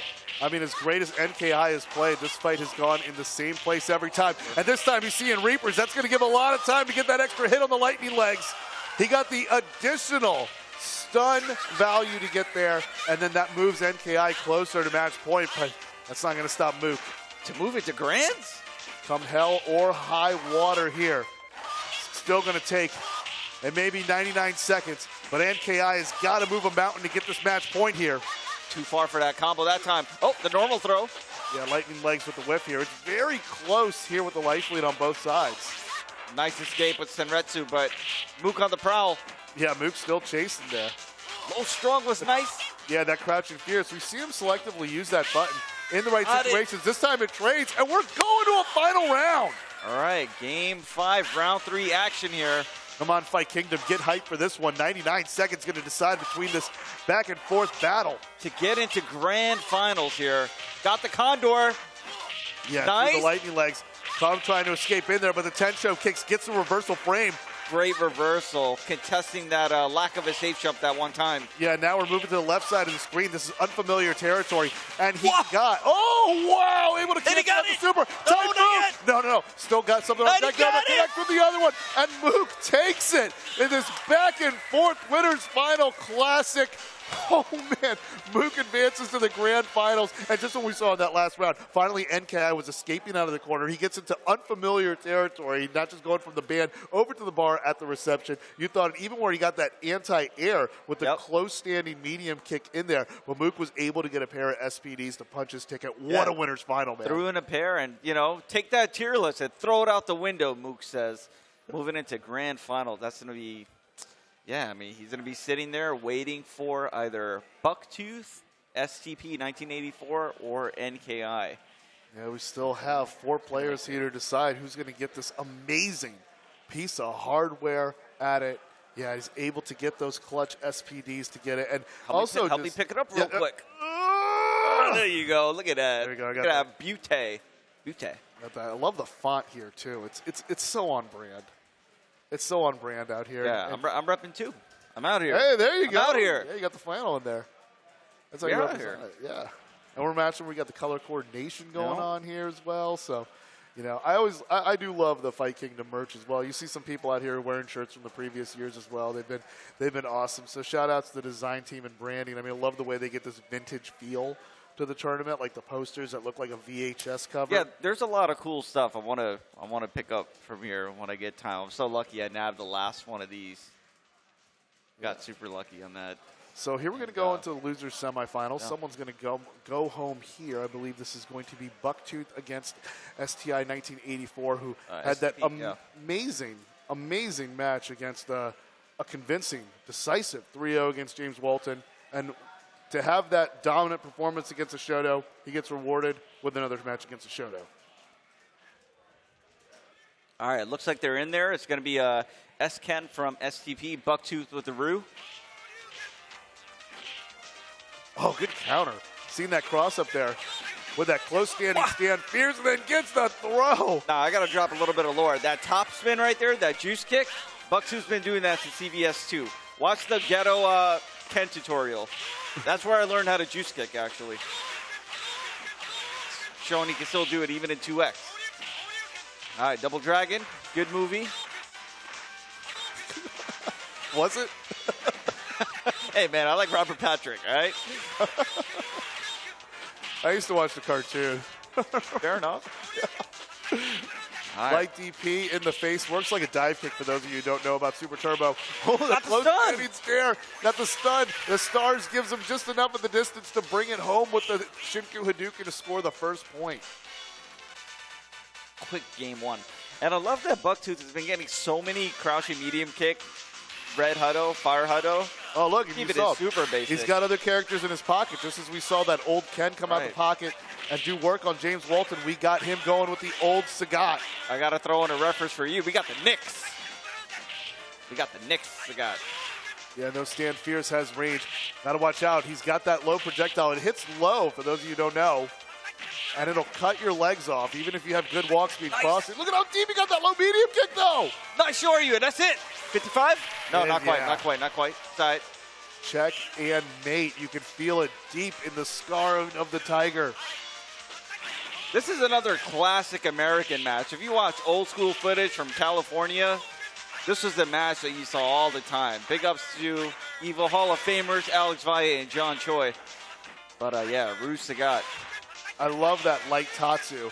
Yeah, using that light DP to be able to stand still and get through the invincibility frames of the Tiger. Tiger knee stuffs the solar plexus in there and just continuing to cut off the legs, making him commit there. I like how Bucktooth was using the light DP, the light Tatsu to go over some of those fireballs as well. I like to do in this matchup, I like to do a minium spinning bird kick so I can approach but not go too far that I get within the Tiger uppercut off there. Yeah. Yep. But there he goes, using that light Tatsu to be able to get that trade off that fireball. Gets him in the right place here. this is some of the best fireball pressure you'll see in all of fighting games. If you can withstand a fireball barrage from old Sagat, it prepares you for so much in fighting games. That's how you establish your patience and presence. I mean, if you can survive against Sagat, you might as well try to 1cc Ikaruga or something. But, yeah, Shinku Hado is really effective in the corner. You don't get to see it a lot in mid-screen. Sagat gets to jump a lot. Using the solar plexus there as a bait, that was interesting. It stopped short. Almost got Bucktooth in there, but 1984 able to close it out. Representing NorCal here in the top 4, trying to get it closer to the podium. Well, we got Washington versus Washington, but we might see Chun. I don't know. Maybe not yet. Maybe he's thinking about it. But I have seen Buck also use Chun for this match. Another American Classic match, by the way. Oh, the suspense is building up as Bucktooth makes his decision. He's going to stay the course with the hyper-fighting Ryu colors here. Nice Daipi to open up the round for STP. Yeah, that's Stand Fierce. His godlike reach. The practitioner of Muay Thai. Muay Thai master, good patience, not biting against the Tatsu, attempting to punish. Those are some great Dragon Punch baits that Bucktooth's throwing out there. He's going to keep backing him up there, and then gets that overhead. Better hold with the great timing, but just then that Tiger uppercut stops the momentum. STP 1984 knowing the right situation to unleash the true Tiger. All right, we got some helicopters in the mix here, but STP having none of that. And using the high Tiger shot this time, aiming for the head right when he's got him standing. Oh, that was a great placement there through the Tiger uppercut to get it to connect. Kills 2 birds with 1 stone, avoids the projectile, and is able to just rock his eye patch just a few inches on the other side. Oh. Nice anti-air. Overextended with a jumping roundhouse, but oh, just when you thought Bucktooth had that precision, perfectly spaced. I need that instant replay tech ASAP. I got to see that again. He hit him with a Tiger uppercut from the opposite shoulder. He didn't just throw that out from NorCal, he threw it from Ohio. Shout-outs to Ohio. That's where I think a lot of lore comes from there. Yeah, shout-outs to Bone Thugs and Harmony. Yeah. So Bucktooth sticking with his guns here. Yep. He's going to be locked in with Ryu for the rest of the losers semifinal. So it's top 3 or bust for this decision. All right, we got the sack Tiger uppercut that time. Yeah, Chun-Li is benched here. I actually like Chun-Li more in this matchup than Ryu. I think they're both, well, Chun-Li's, oh, wow, Tiger knee uppercut. They're both, I think Chun does a bit better for sure, yeah. Yeah, now Bucktooth here, playing for his tournament life. Starts it off getting the bad side of the trade there. All right, nice Shoryu, built some meter, go through Tiger shot. Yeah, SP 1984 using that Tiger knee, precisionally spaced, constantly moving back here. Changing the direction of the Tiger shot. You know, using the high Tiger shot's effective also at stopping the Tatsu, but also being able to preempt some jump attempts. And he changes it, kind of gets a different speed of the fastball, similar to Ken Griffey Jr. baseball. Shout out to Seattle. call me Jr. Yeah, that slow fireball, how it throws hitters off. And this time gets the jump in for the clean 3-1 victory. Yo, good stuff to SCP. Going to advance into losers finals. Yeah, fight NKI. Big ups to Bucktooth. Legendary player. Just in everything. Yeah, California gets the state kill here in losers semifinals. One player's got to represent it, and now, just like that, we're in the top 3. Gets us in a losers final here. We've got NKI, who just came up so short against Mook there. That Chun-Li, very masterful, incredible winners final for the ages. That really sets the tone for how excellent Super Turbo is here in this staple of the Pacific Northwest Fight Kingdom. So now these guys, they actually fought each other quite a bit in casuals. I saw with my roving eye while in the middle of, you know, doing the other retro streams. I did see these guys play quite a bit of casual, so it'll be interesting to see if we got a little bit of a download. In my understanding, this might be the first time that they actually played in person. So, oh, that's interesting. You know, it always hits different that first time you get that offline matchup. But like Zaffo sitting in the front row, just signaling to us with that Killer Parappa cosplay, just reminding us all, you gotta believe. You gotta. All right, so we got ourselves some Red Goki versus Chun Li. Losers final action here, FT3. Yeah, neutral jump SBK. Nice meter build. Yeah, it's excellent. It's fantastic. I mean, watching Nuki build that up, and then he catches him punching the neutral jump with that super. Almost was able to connect in there with that fireball that we saw. Remember, we saw earlier he had that time, that fireball into the super to get like that extra 6th hit. And here we go. Neckbreaker going on here. Nice. Oh. Shoryu. Whoa! Yeah, not having it, and he goes short to connect with it. So much damage on that. Crouching like kick Shoryu. Connects with it, STP. Robs that round. I mean, a Super Turbo is nothing but robbery. All right, nice anti-air. Great anti-air. Yeah. Facing with it. Tex for the throw. And because on this side of the band, you got that back jump in. What? Wow, he had that one active even before the super came out. Went across that invincibility. NKI trying to throw the handshake. Connects with one, gets stuffed on the other. Lightning Legs buys him a little bit of space. No idle message on that Shoryu. That thing is active.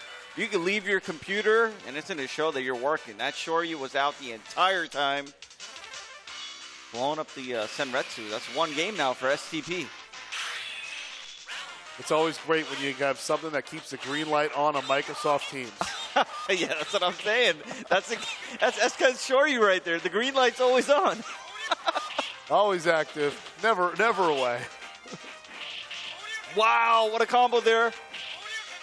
And the mix-ups, throw time? No, got the sweep. Good call out there. Yeah, the change of direction there. Really great stuff. STP here on a roll. Here, this is the a rematch from the first match that we had from winners semis. First match we've had on stream. This time STP making the switch to Old Ken and proving to be a very fruitful. I mean, I'm sure at this point the guy from the last Crusade would say, "You have chosen wisely." Does he get out of range for the 10 shows for the kill? But the Lightning Legs sets up a near checkmate situation, provided there wasn't a jank. Maybe Fierce Shoryu at that range. Yeah. Maybe, but you know, we're talking one frame, no piano. You just got one shot. And I mean, given it's Old Ken, it's possible, but still kind of a stretch here.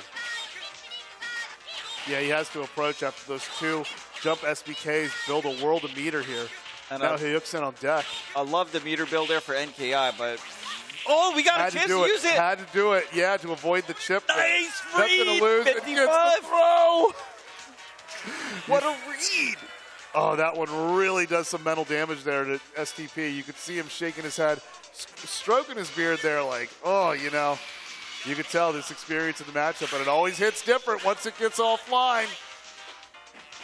Oh, nice low forward whiff, air to air for STP. And we got the trade, so NKI is going to get a mix-up here, but we got the low profile with low jab. Interesting. Yeah. Great throw. Great throw. And the fireball punch has just been on point, fearless. Super combo. Boom. But the three-hit takes it. No, so close. One hit left. It had that super on deck. Great exchange. NKI getting the robbery with those 3 hits. Loving that close standing fierce cancel it to the Lightning Legs. It's made a difference at just going that little extra edge that NKI needs to advance. Yeah, it's been really good conversion. NKI is hitting almost every combo tonight. And we got the grab there. Yeah, after the side switch, that close standing medium kick there. Trying to get that punt kick against that anti-air. But STP 1984 able to get that walk-up throw. And we're even. Now, fun fact, when the game slows down when you get hit by a fireball, yes, every other frame your input will drop. So if you try to combo something and you press it on the, let's just say the off frame, your normal doesn't come out. Yeah. It was actually NKI who told me that recently. He looked into the code. This game does have those situations that eats your inputs, and just there caught the tail end of the fireball there, the invincibility frames. You see, it's not fully invincible on startup. That invincibility comes a few frames after the startup. Right. So you got to, the timing is a little different. Take some practice. Great throw here. Close standing fears to get it. NKI. 3 throws to take it, pressing forward against this Old Ken. He's got no options against it. Old Ken can't tech throws. You were betting on the better DP in those situations, and now, just when you thought he was going to switch, get himself a meter, no, he's going to go to Ryu and get that headband Right. Oh, it's orange. He's got the alternate colors here. Yeah, so we exchange having, a super OP Shoryu for having just an OP Shoryu, but we get really good fireballs now. Look at that. It's gonna make a big difference against Chun's crouching medium kick. So I like this pick from STP. Yeah, he's playing this a lot comfortably too, and really doesn't have that much far of a distance here. Takes that 1 round advantage. Getting very close to distance, getting a 2-2. This guy's... Yo, you're hitting me with the mix-ups right now. I can't keep up. I can't keep up. I love it, man. Zaffo just getting all the most time out of the screen. Making the most of his screen time there. That's what I love to see. And that's my thing right there. Trading the fireball with that low-medium kick. Yep. That's what Ryu needs to do to keep her honest. Nice, only gets 1. Oh, never mind. I lied. 10 shows there. 10 shows there in the distance, but needs a little bit more to close it out there. NKI now moving closer to match point, could possibly get that second win against STP 1984, following up from the winner's semifinals that we saw earlier in the stream. He's hungry for the run back against Mook, sitting comfortably in the winner's side of Grand Finals, but what's it going to be? Anti-air Shoryu? Huh. Takes a throw here, STP with a life lead. Moving closer towards that equalizer.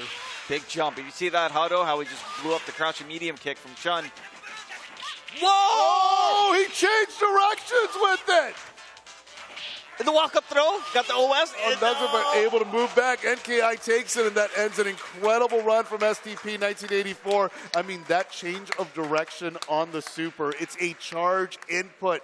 And just when you thought it could get a little bit, it couldn't get any more Jake. I mean, you can store it, you can get it through projectiles, you can combo with it. Who knew that you could charge and be able to go underneath the radar and hit him from the other side? I mean, if that was any time to use it, like that was the absolute right time to tag the Tatsu, the recovery of the Tatsu, make a huge comeback, and NKI gets a shot at redemption now, the run back. They, with Mook, went into a Game 5, round 3.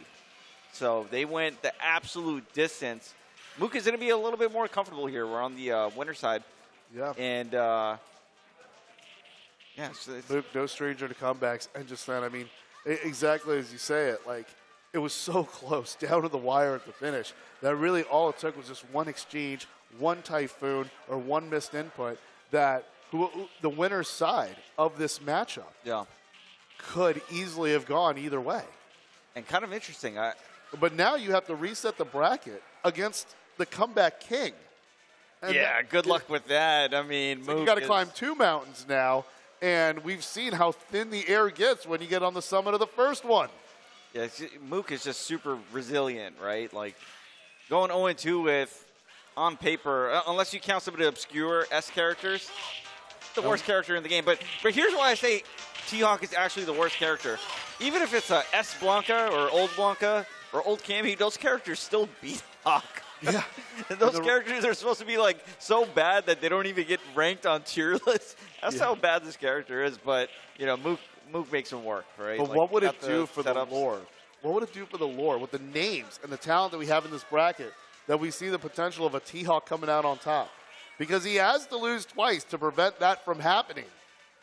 I mean, like I said, these guys, lots of back and forth. They went essentially to the final hit of that winner's final set.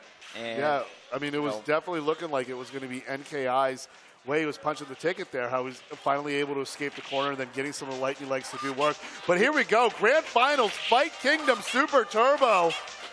Yep, Let's go. If there's a time to get hype, it's happening now. Now you're seeing some of that stand roundhouse. Mook, NKI was able to get some good mileage out of it earlier, but this time takes the Typhoon as Mook gets that first round toward denying the bracket reset that we all know, we love, and want to see. That's me in Grand Finals. I'm always rooting for the reset.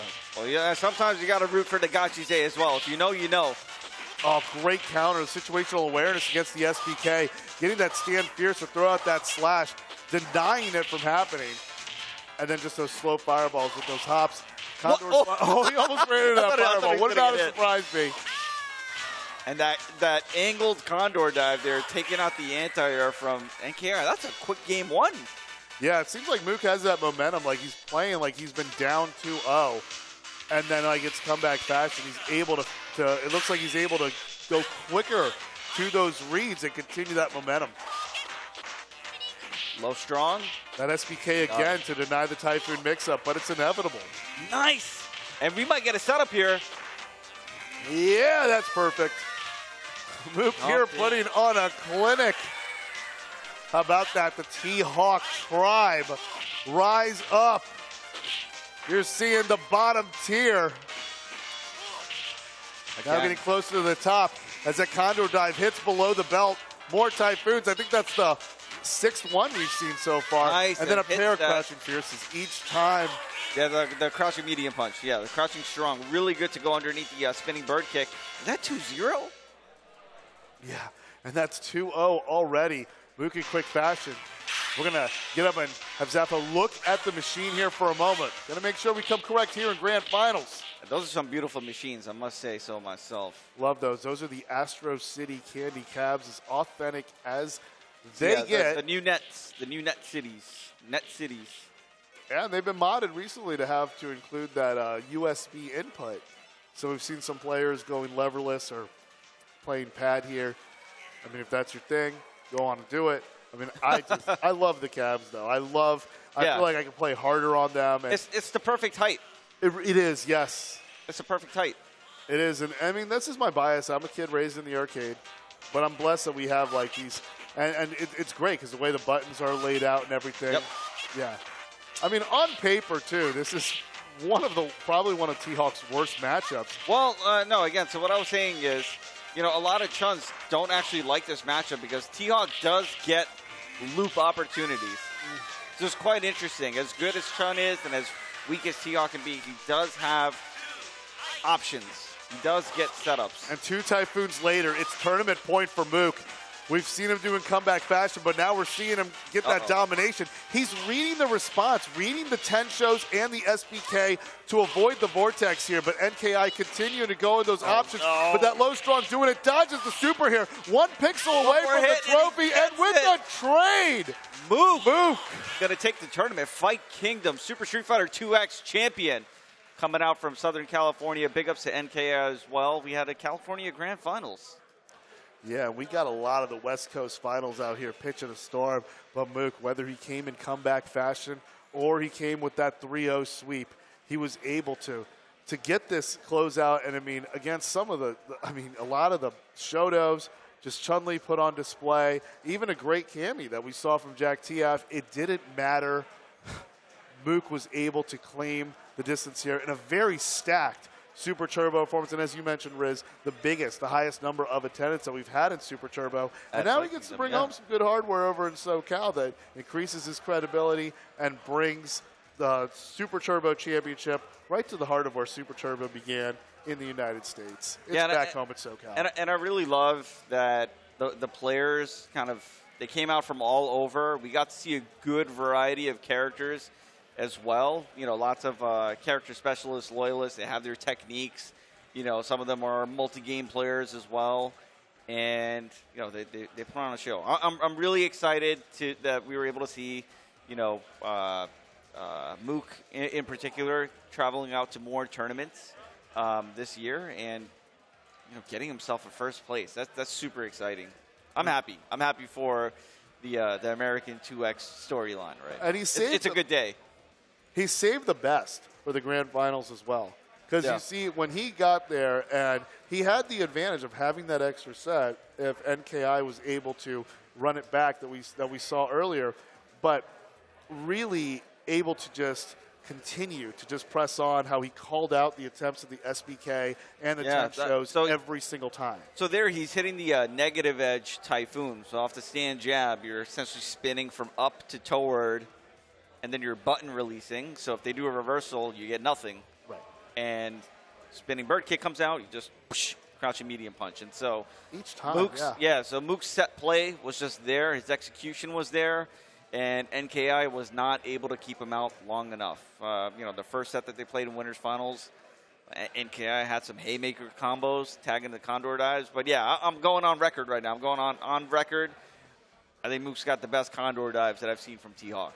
Yeah, I mean, they were absolutely fantastic, and you saw that he was able to get away with them. I mean, at first against Jack Tio, like, there was some, like, a little bit of some awkward landings that was able to let Jack Tio like kind of turn that momentum again, because I really like the way that Jack was able to read where it was going to land and was able to predict with that. But after that, the rest of the bracket, I mean, he was just like turning THawk into pretty much looking like a very well-spaced dive kick. A machine. I mean, yeah. THawk is a machine. And, yeah, they're getting set up for the medal ceremony here. Medallion ceremony, yes. And at that time, like, it's just like the reads were complete. I mean, once he cleared out at the winner's final, which was so back and forth, and then to get that run back in the grand finals, and that grand final match is just the exact opposite.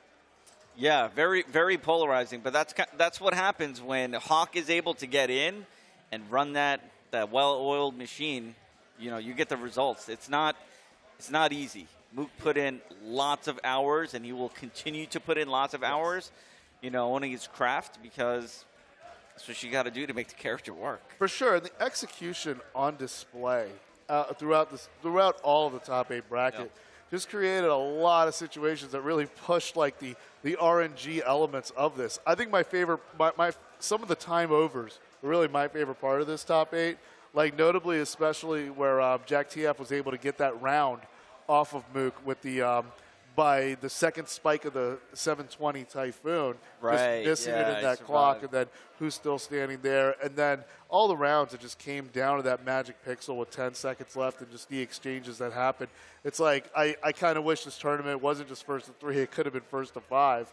Yeah, and still we would have seen more players reaching into their bag and finding things, like NKI able to stop STP 1984's momentum in the losers final. Yeah, he had some really good plays against S-Cannon. Special attack, yeah. And one of the things I want to mention about the game, right, like, you know, maybe there are people at home that watch this often, and they see, you know, a bunch of wall dives and whatnot, and they have opinions about the game. And, you know, I think all I'm going to say is, like, if you were considering to play the game, give it a shot. It's an amazing game. It's still one of the most beloved games. There's a huge tournament happening tomorrow in Japan called Kakerugo. It's a 5-on-5 tournament.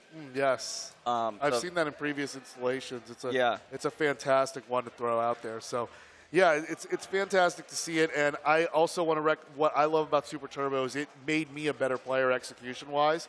I think it's one of those fantastic fighting games where even if you don't dominate, it does improve like your situational awareness as well as your tight spacing and execution, and it makes you a better fighting game player overall. And a better human being overall. Yes. Unless if you're a Barlog user. If you're just playing to do all the... No, I'm just kidding. But, you know, I think playing this game has made me a better human being, and that's why I would like to run for president of the world. No. They're just about ready. Yeah. So we're gonna take it over to the ceremony there. We got Zappo showing up, but yeah, it's been a thrill out here. Thank you, Riz, for running the stream out there on the other side, retro side. Thrilled to commentate with you out here, man. I love it. We've been kicking it, but congrats to Moots out there. We're gonna take it over to the medal ceremony there as we close out Saturday night here at Fight Kingdom for the Pacific Northwest. Much love, y'all. All right, this is our Super Turbo Top 8. In 7th place, Zast. Also in 7th place, let's give it up for Lord BBH. Wake up in the morning feeling like James Walton. 5th place, James Walton.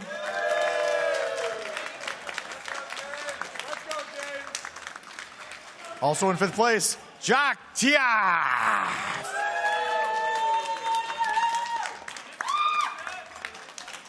Coming in 4th, let's hear it for Bucktooth.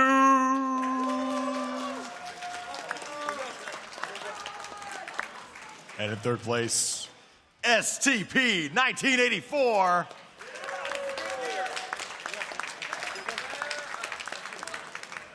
In 2nd place, NKI. I love you, NKI. And our Fight Kingdom 2025 Super Street Fighter II Turbo Champion, Moon.